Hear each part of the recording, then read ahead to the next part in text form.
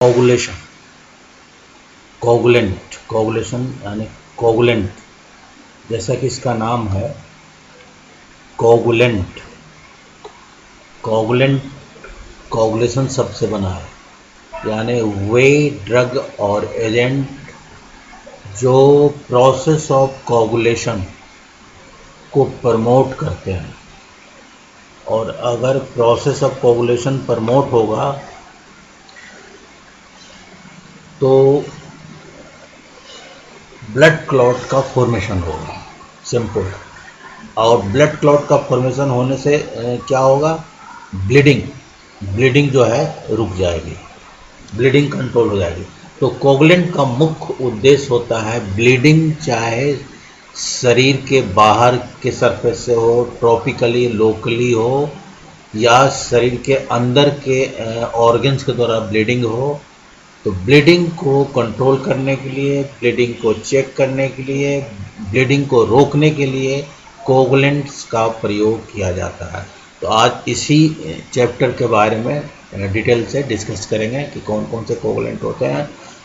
तो कोगुलेंट का मुख्य, अगर ये ब्लीडिंग हो रहा है और अगर कंट्रोल नहीं किया जाए तो ब्लड लॉस होगा, और ब्लड लॉस, अत्यधिक ब्लड लॉस होने से विक्टिम का यानी व्यक्ति विशेष का मृत्यु तक हो सकता है।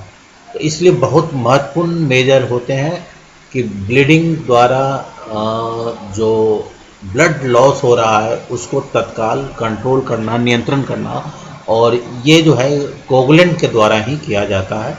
तो जैसा कि यहाँ ये फिगर में भी शो किया जा रहा है कि ये ब्लड वेसल्स हैं, ब्लड वेसल के अंदर रक्त का यहाँ फ्लो हो रहा है, सर्कुलेट हो रहा है। तो उसके अंदर आर्टरी हो चाहे वेसल्स हो, तो उसके अंदर WBC, RBC और प्लेटलेट्स, ये तीनों प्रकार की चीज़ें होते हैं। WBC, RBC और प्लेटलेट्स, ये तीनों प्रकार के होते हैं।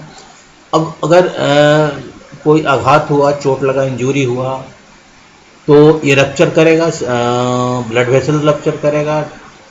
तो ब्लड वेसल रप्चर करेगा तो यहाँ से रक्तस्राव होगा, ब्लीडिंग होगा। अब अगर यहाँ पर शो किया गया कि ये इंजरी हुआ, यहाँ से ब्लीडिंग शुरू हो जाएगा, रक्त यहाँ बहना शुरू हो जाएगा। अब अगर यहाँ पर क्लॉट का फॉर्मेशन हो जाएगा तो फिर जो है ब्लीडिंग होना बंद हो जाएगा। तो यही उद्देश्य, आज जो हम चैप्टर पढ़ रहे हैं उसका यही उद्देश्य है, यही ऑब्जेक्टिव है। अब इसका क्लासिफिकेशन कितने प्रकार का होता है, इसका क्लासिफिकेशन तो सिंपल, इसे जो है दो भाग में डिवाइड किया गया है, सिस्टमिक कोगुलेंट्स और लोकल कोगुलेंट्स। सिस्टमिक कोगुलेंट्स पैरेंटली दिया जाएगा, और लोकल कोगुलेंट जो है लोकली जो है सरफेस पर अप्लाई करने के लिए, जहाँ से ब्लीडिंग हो रहा है उस सरफेस पर डायरेक्ट उसका एप्लीकेशन किया जाता है। तो ये अब इसका एग्जाम्पल क्या है, जो सिस्टमिक का एग्जाम्पल है विटामिन के, fibrinogen, anti haemophilic factor, इथेनसाइलेट, ट्रेनेक्सेमिक acid. तो ये सारे जो है, ट्रेनेक्सेमिक एसिड जो होता है वो दोनों होता है, सिस्टमिक भी होता है और लोकली भी होता है। और लोकली का अन्य एग्जाम्पल उदाहरण है adrenaline, gelatin, thrombin, fibrin glue, oxidised cellulose, tranexamic acid पहले ही बता दिया, और एस्ट्रिंजेंट का प्रयोग काफ़ी किया जाता है, काफ़ी लोकप्रिय है। तो ये सिंपल इसका क्लासिफिकेशन है। अब क्लासिफिकेशन के बाद वन बाय वन इनके बारे में अध्ययन करते हैं। तो सबसे पहले विटामिन के। तो विटामिन के हम लोग सभी जानते हैं और पढ़े हैं कि क्लोटिंग फैक्टर कंप्लीट जो है 13 होता है, और प्रोसेस ऑफ कोगुलेशन नेचुरल होता है, प्राकृतिक फिनोमेना है वो। अब विटामिन के का डायरेक्ट इन्वॉल्वमेंट तो है नहीं, लेकिन इनडायरेक्टली जो है ये फैक्टर 2, फैक्टर 7, फैक्टर 9 और फैक्टर 10 के निर्माण में सहायक होता है। तो ये विटामिन के जो है वो 3 प्रकार का होता है, K1, K1 जो है नेचुरली खास करके प्लांट में ये पाया जाता है, प्लांट सोर्स में पाया जाता है। और केमिकली ये जो है पाइलोक्विनोन है। दूसरा K2 जो मीननक्विनोन है K2, और ये जो है बैक्टीरिया ई कोलाई से प्राप्त किया जाता है। और तीसरे प्रकार का K3 जो है मिननडायोन है, वो सिंथेटिक होता है और फैट सॉल्युबल है।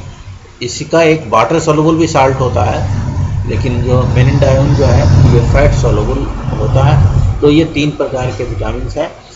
अब इसका किन किन कंडीशन में विटामिन के का प्रयोग थेरेपेटिकली किया जाता है, तो अगर नवजात शिशु न्यूबॉर्न में अगर ब्लीडिंग की है, कहीं ब्लीडिंग हो रहा है, तो उसको कंट्रोल करने के लिए इसका प्रयोग किया जाएगा। और सबसे बड़ी इसका प्रयोग है antidote for the overdose of oral anticoagulant. Oral anticoagulant का अगर ओवरडोज हो जाए तो विटामिन के का प्रयोग किया जाता है। सिरोसिस और वायरल हेपेटाइटिस इसमें किया जाता है। तो ये हो गया विटामिन के संदर्भ में। अब हम नेक्स्ट चलते हैं इथेनसाइलेट। ये जो है कैपिलरी वाल के स्टेबिलिटी को बढ़ाता है, और ये जो कैपिलरी वाल के स्टेबिलिटी जो बढ़ता है ये 2 तरह से बढ़ता है।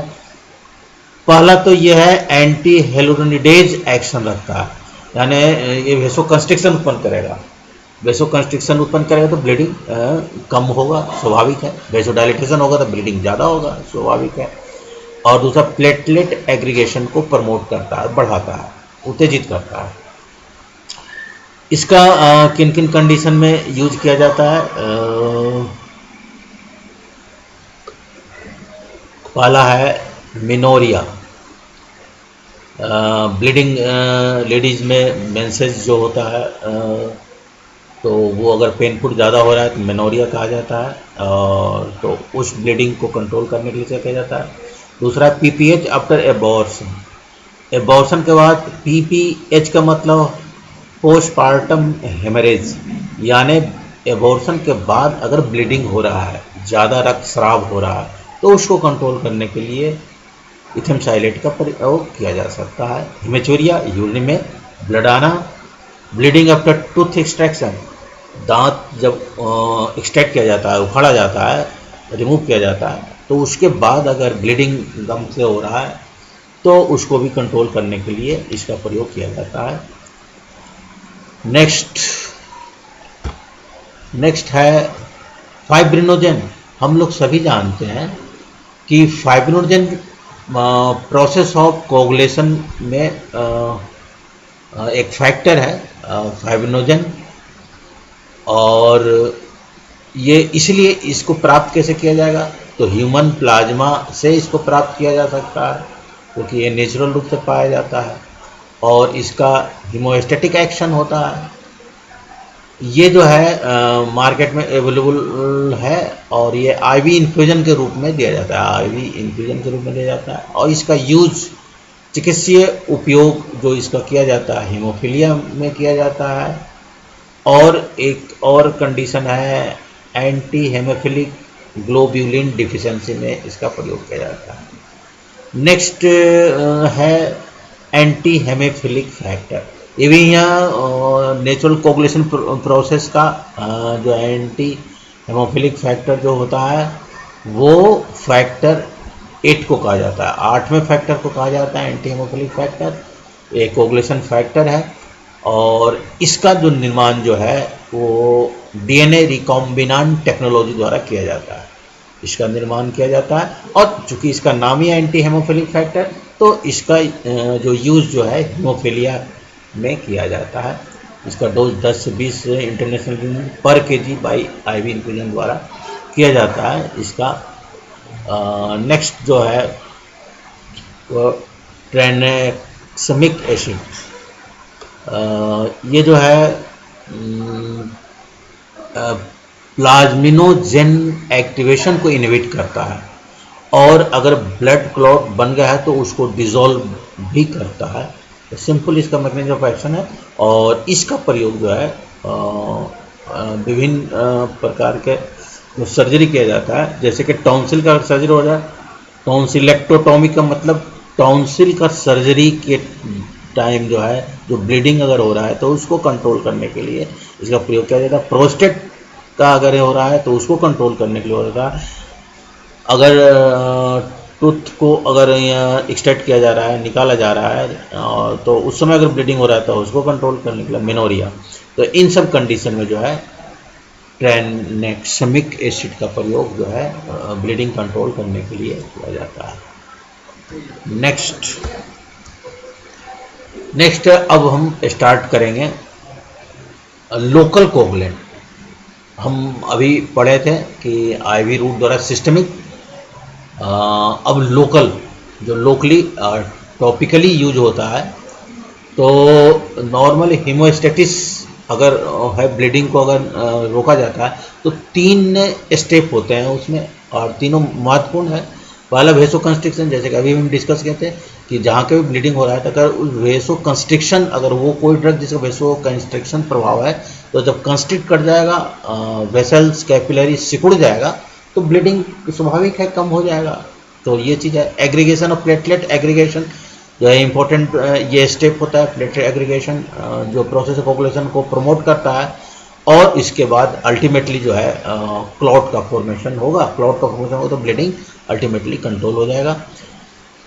तो एक बहुत ही इम्पोर्टेंट फिनोमेना है कि कहीं भी अगर एक्सीडेंट होता है, चाहे ब्लीडिंग कहीं से हो रहा है, लोकली टॉपिकली हो रहा है, तो एक प्राथमिक उपचार है कि वहाँ पर कोई भी सूती कपड़ा हो, चाहे कॉटन मिल जाए, कॉटन गॉज हो, तो वो अगर उस स्थान पर प्रेशर के साथ रख के दबाया जाए, मैकेनिकल प्रेशर एक्सर्ट किया जाए, तो ब्लीडिंग रुक सकता है।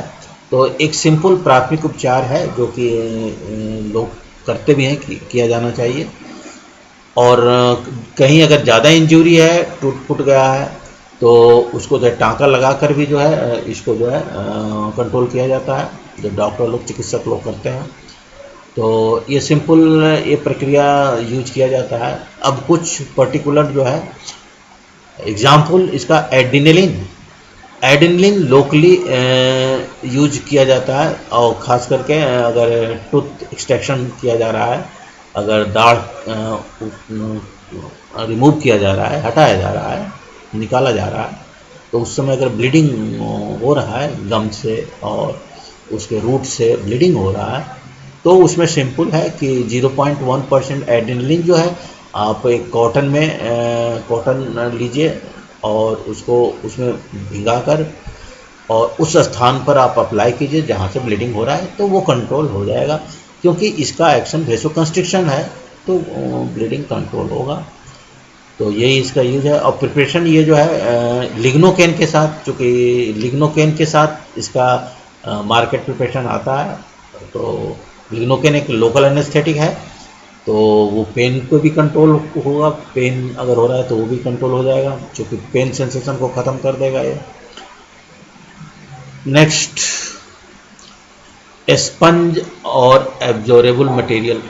स्पंज अभी हम उसका बारे में डिस्कस किए हुए थे कि अगर वैसा कोई भी मटेरियल जिसमें कि ये क्षमता है कि अगर वो ब्लड के संपर्क में आने से वो उसको एब्जॉर्ब कर ले और स्वेल कर जाए, तो वो जो है मैकेनिकल प्रेशर एक्सर्ट करेगा, क्रिएट करेगा, और वो ब्लीडिंग को रोकने के लिए आवश्यक होता है। तो बहुत सारे मार्केट में ये उपलब्ध है, जो कि यहाँ देखिए डायग्राम में हम दिए हैं।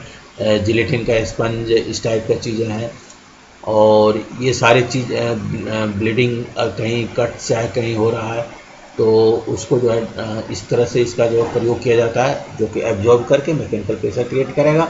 और इस तरह से काफ़ी मार्केट में इस तरह का प्रोडक्ट आते हैं, जो कि यहाँ समझने के लिए, शो करने के लिए ये सारे जो है यहाँ पर बतलाया गया है। तो सिंपल ये है फिनोमेना कि मैकेनिकल प्रेशर एक्सर्ट करें, ब्लीडिंग को रोका जाए।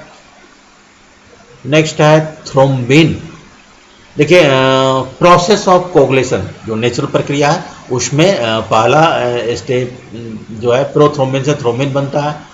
तो ये जो अगर हम बाहर से थ्रोम्बिन का प्रयोग करते हैं, तो ये प्रोसेस ऑफ कोगुलेशन जो नेचुरल है उसको प्रमोट करेगा। तो स्वाभाविक है कि ये कहाँ से प्राप्त किया जाएगा, तो कहीं न कहीं प्लाज्मा से, चूँकि नेचुरल प्रोसेस है ना ये, तो प्लाज्मा से प्राप्त किया वोमिन प्लाज्मा से प्राप्त किया जाता है, और टॉपिकली इसको कंट्रोल किया जाता है। कैपिलरी ब्लीडिंग हो रहा है तो उसको कंट्रोल करने के लिए किया जाता है, लेकिन इसके साथ जो है हाइपर सेंसिटिविटी रिएक्शन हो सकता है, ये इसका एडवर्स इफेक्ट हो सकता है।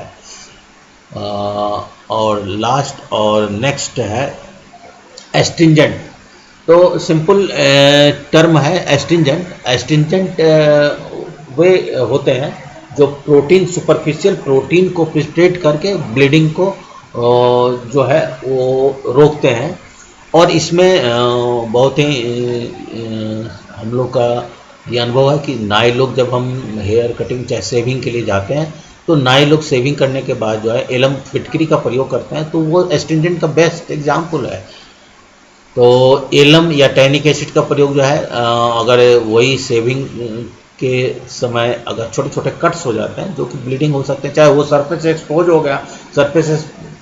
हो गया, तो इन्फेक्शन होने की संभावना हो रहती है। तो अगर इसको एस्ट्रिंजेंट का प्रयोग कर लेंगे तो वो जो स्मॉल कट जो है वो ब्लॉक हो जाएगा, वो बंद हो जाएगा। तो इस पर्पज़ के लिए एंटीसेप्टिक एक्शन प्रोवाइड करने के लिए इसका हुआ। पाइल्स बवासीर के द्वारा अगर ब्लीडिंग हो रहा है, ब्लीडिंग वाला पाइल्स है तो उसको कंट्रोल करने के लिए, और ब्लीडिंग गम है तो इन सब के कंट्रोल करने के लिए एस्ट्रिंजेंट का प्रयोग जो है चाहे हम टैनिक एसिड का करें, एलम का करें, इसका किया जाता है। तो this is all about coagulant. Thank you very much.